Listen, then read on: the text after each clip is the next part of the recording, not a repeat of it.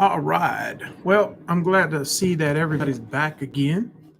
Um, let me see if I can get myself centered. There we go. All right. So today, this particular episode might be in the book. It might be in the book. I'm gonna try to record this like with dictation and save this for a later day. But today, I want to ask you the question: Is who's in charge of your life? Where this comes from is I had a client one time when we were just chatting about their lifestyle habits, comings and goings, social life, as well as the physical things that they're doing and the things that they're not doing. And basically, before the massage, everything was good. Uh, Massage was great. She enjoyed the whole process and everything. However, I think it was either something she wrote or an email she sent or some type of review where she made a comment because people badmouth you online, uh, not in front of your face. They'd rather go online and go to sites to leave nasty reviews instead of consulting with the therapist and saying, hey, I really enjoyed, or hey, I didn't enjoy this.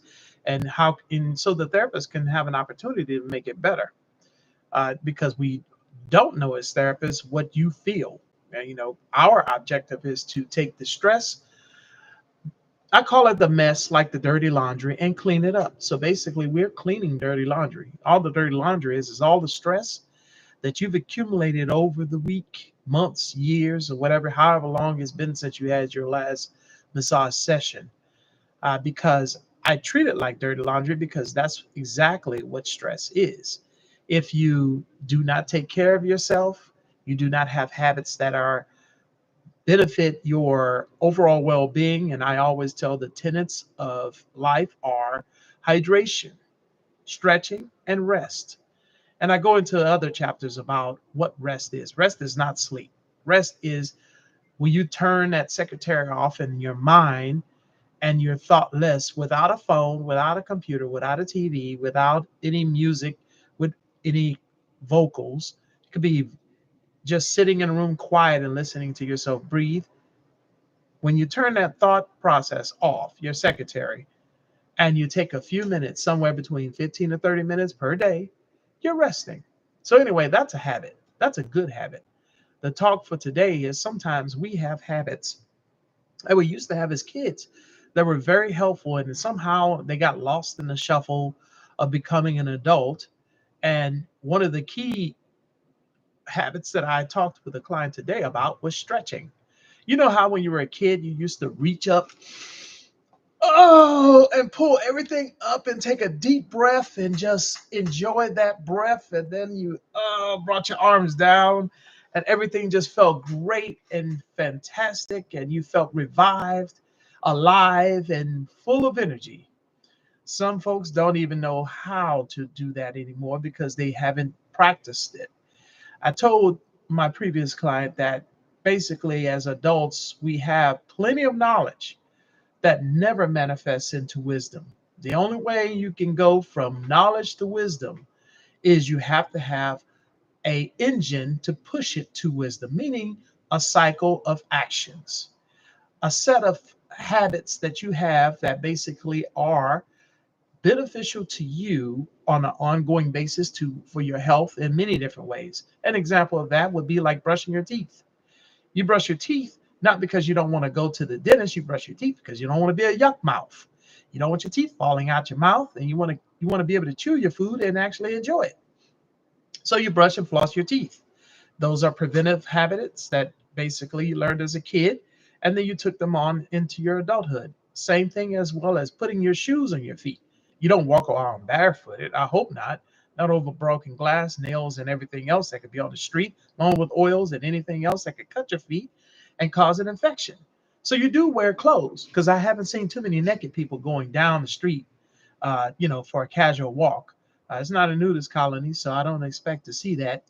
But either way, yeah, you do these things. You do groom yourself. Hopefully, you're taking a shower. Hopefully, you make yourself breakfast, lunch, and dinner, and eating and drinking water.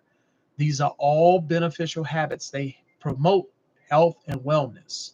And as I was telling a previous client, if you want to do this until you're 92, you have to remember that your habits form your habitat. So any little thing that you're doing or not doing is classified as a habit.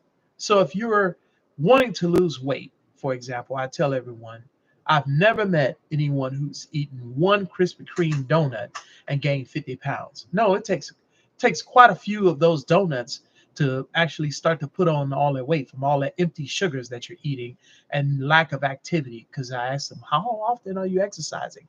Oh, maybe once or twice, and if I feel like it, and then I say, okay. And then when are you eating your dinner? And they'll say, oh, I eat around 8 or 9 o'clock. Then when you go to sleep, about 10 or 11, I say, oh, bad habits, huh? Because you're going to sleep on a full stomach. Or another one is when you're eating, and I can go into this further in another chapter, but I just want to throw this out there. You're eating and then you're eating your lunch and then you're drinking cold beverages.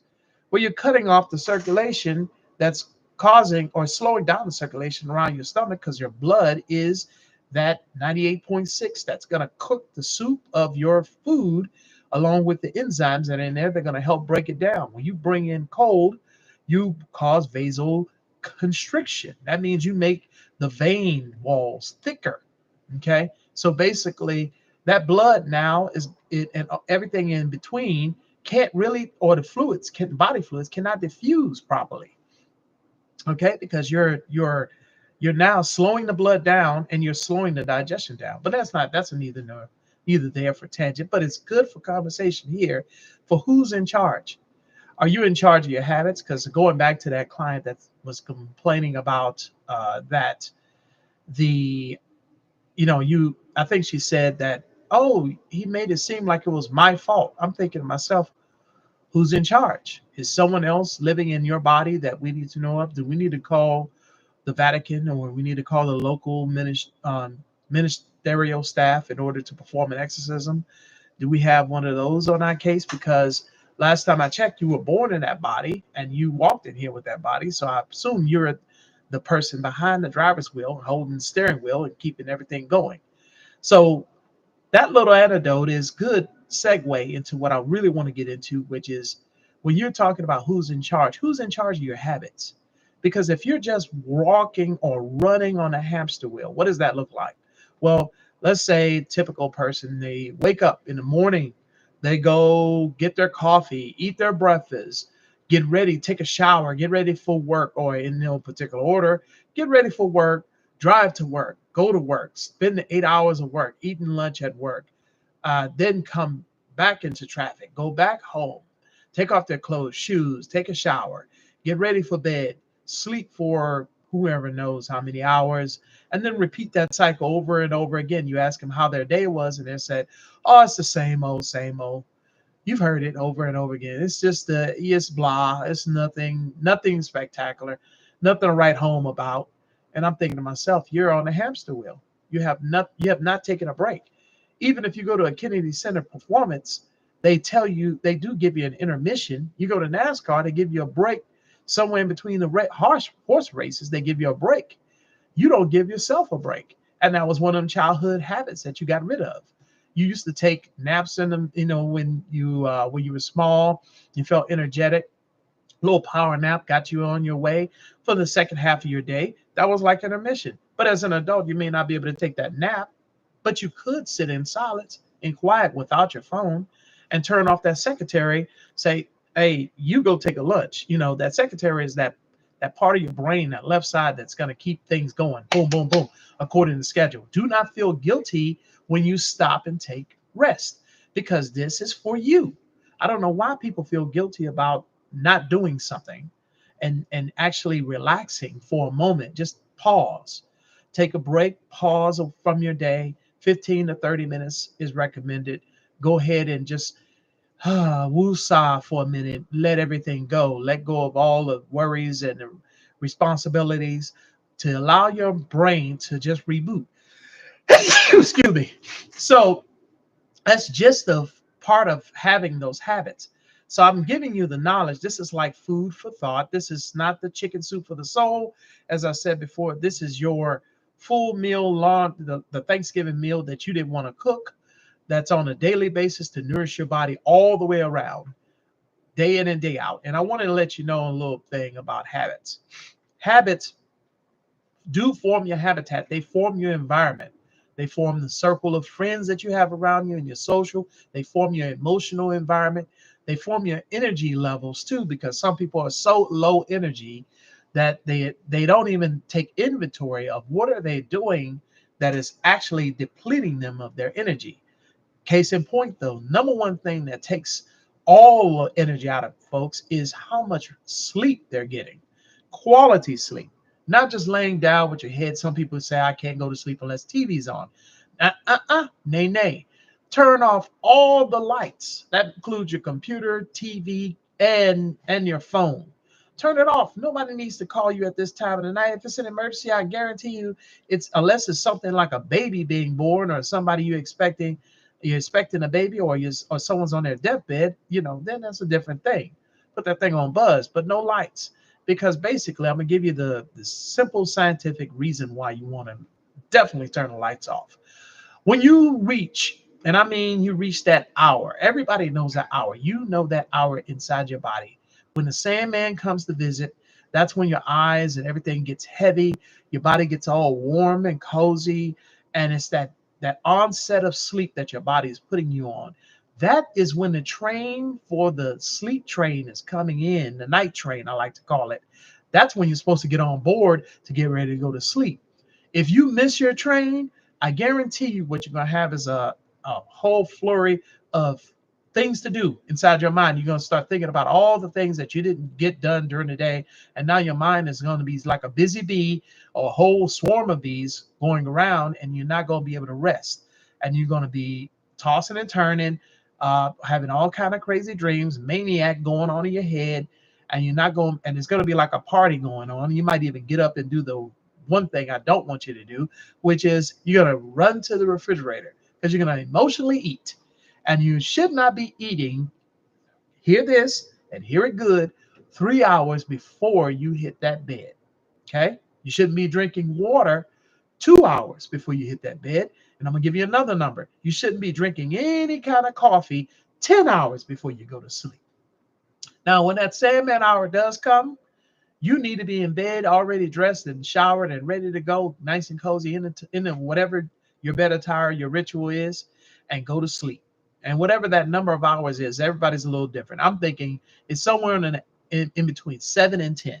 Okay. For me, it's about 7. If I'm about 6 hours, I can almost tell you that I'm going to be about 85% energy. If I'm at about 5 hours, I'm at about 65% energy. And anything below 5, I'm in the low 40s and 30s, and I'm forgetting stuff. Short-term memory is on failure, and I can't really rely on myself to not do or not make mistakes. For example, I had pretty much came home and I was on 30%. Somehow, some way, I decided I want to do some laundry in the middle of the night. I don't know why, but I forgot to put the lock or actually open the door and prop the door or take my keys with me, and I end up locking myself out of my apartment. Of course, the only way to get back in for me is I have to call from the kiosk or the uh, the the phone that's outside that buzzes people in order to call maintenance, in order to hopefully someone is on call to let me into my apartment. This is about 2 or 3 o'clock in the morning. So I'm hoping that I don't have to wait until 8 or 9 o'clock when the office opens and lack of sleep and sleep on the couch that's downstairs in the lobby. So you cannot rely on yourself, and you cannot expect your short term to be 100% if you're functioning at about 30 or 40%. Always take inventory of where your energy level is. Okay, so let's move on. You need to eat. Okay, a lot of you are going on starvation diets or whatever you want to call it. You're just not giving yourself nutrients. You do need carbs. You do need protein. You do need fats because your body is made up of that. So if you're thinking about, oh, I'm going to cut down on the fats, well, you have fatty acids that's around every last one of your cells. And you don't even realize how many cells you're actually shedding and producing. You're producing thousands, if not tens of thousands of cells every day. And your body needs those nutrients in order, or those elements, or those building blocks, fats, carbohydrates, carbs. People say, oh, I'm gonna cut down on my carbs. I'm like, are you crazy? You forgot who you are. Who's in charge? Hopefully you are, because hopefully you have a good head on your shoulders to remember you're an organic creature. Okay, You may or may not have ever taken organic chemistry, but the difference between organic chemistry in college and inorganic chemistry is organic chemistry is the chemistry of carbon-based life forms. So you're a carbon-based life form. So you need carbs. That is what's in carbs. Carbon. Okay, it's what's the building block and a stable building block for your DNA, for your protein, for everything you got, for your how, it's the building, it's the whole thing for your house and everything. So it does everything. All and also, I don't know how you expect, what do you expect your hair to fall out, or are you expecting to feel more, to feel stronger, or vibrant? You're not going to, okay? Because the bottom line is you're going to you're going to find yourself like losing strength, losing the ability to perform simple tasks. Okay, and then also carbs. When in retrospect, you need to look at what an actual glucose molecule is made out of. It's a carbon five, is a five ring, boom, boom, boom, boom. Okay, of carbon. It's a sugar. Your brain runs on sugar, does not run on fat. In fact, it has to convert fat to ketones to run. And then if you have too much ketosis, you can actually cause some of your brain cells to be inactive or actually lose connections. Not that they're going to die, but the chemical your brain needs, glucose. And finally, let's talk about the all protein. Okay, some people are like, oh, I got to be vegan. For the women, I'm going to tell you right now, on your menses, you'll find that those who were vegan before had all kind of iron deficiencies, had all kind of issues with their blood because they're feeling anemic, cold hands and feet, because they're not getting enough of the iron and the protein, the kind of proteins you need that come from meat. So they find themselves like eating beef during the time of their period to actually feel more energetic. Because if you're losing all this blood, guess what? You're losing a lot of iron. Now, let me go back to hydration. Okay, when you're doing hydration, I want you to think about this. You can drink all the water you want, but remember that water does need something to help retain it or stay in the body. So that's when you need to add a little bit of salt. Not a whole lot, a little bit of salt, like a pinch of salt. You know those little packs they used to serve in they give away in your dining restaurants, those little salt and pepper packs. If you took one of those salt packs and put it in a bottle like this, your water wouldn't be salty. It tastes like teardrop water. That's just how salty it was. But that's enough salt to retain the water in the body. And that way you won't be going to the bathroom peeing every 30 minutes. Okay. Unless you're at work like I am and you have a heater sitting next to your legs, you're going to be going a lot. Okay. So you need the salt in the water, the minerals. Okay. Because otherwise, if you drink too much water, what happens is you got to understand potassium, magnesium, calcium, and all the zinc and even iron, all plus twos are going to connect with oxygen. Okay, oxygen is a minus two. All those minerals are plus two. Boom. When the water leaves, so does it take the minerals with you. You don't make those minerals. Those minerals come from rocks, Mother Earth. You need to put those back in. Your body needs that. Okay, so keep in mind all of the things that I've shared with you today. I took this moment because I think it's time to figure out who's in charge and what are your habits that you benefited from that you need to return back to. And also, what are some of the bad habits that you have that you need to get rid of? Don't let it go, let go. Take inventory of something that you are doing on that is not benefiting you on a grander scale, and let that thing go.